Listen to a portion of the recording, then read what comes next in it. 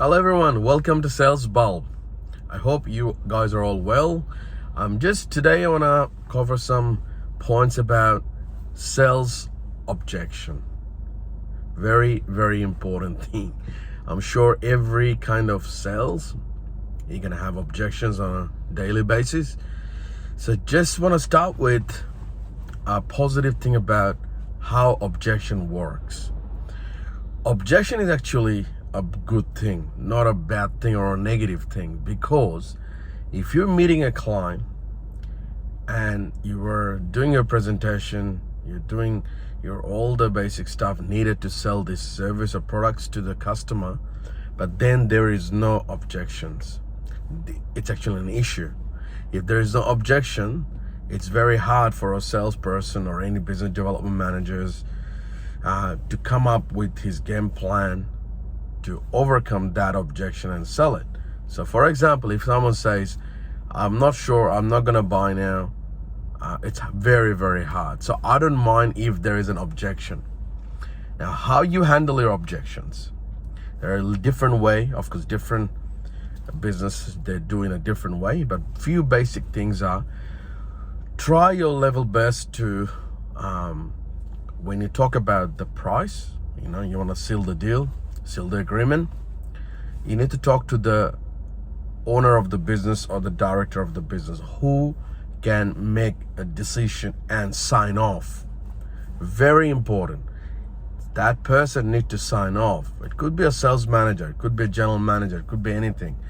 Of course, you're initially can do the presentation with managers, but when you come to the price point and you want to really close the deal, you need to talk to the person who can sign off. So this is your job to find out on the whole process if he or she is the right person who can sign off. Otherwise, you're basically wasting time talking about price. You're gonna go backward, forward.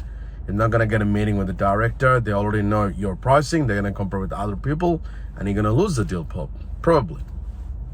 The next thing would be how to handle the objections are: be truthful and try to find out. If someone says, I'm not sure, try your best to find out why in a professional way. I'm sure if you follow the process from the beginning, trust is very important there. So if they trust you and you kind of build a relationship, they will tell you that this is the genuine reason.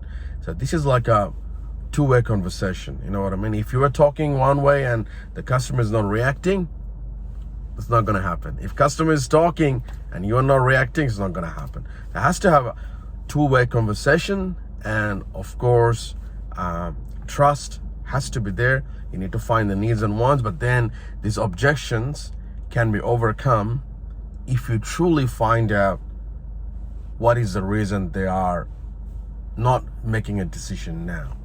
And my last thing I want to talk about in this video is, for example, everything is fine and the person is telling, I need a few more days. If you build the whole thing, it's not a one meeting. You might have done 3 meetings on the phone as well.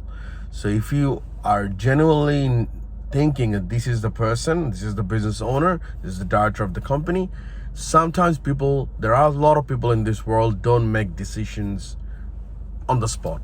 Plenty.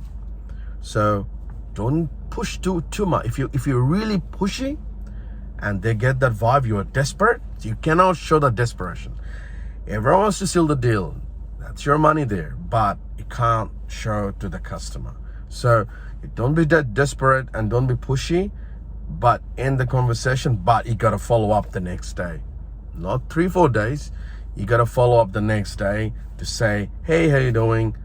So if you do these things, I believe, which I was doing for last 20 odd years, still doing it, it does help to close the deal or sign the agreement for my customer. So this is all I want to talk about. If you like my videos, please do subscribe, hit the icon bell button, and I'm going to come up with more videos very soon.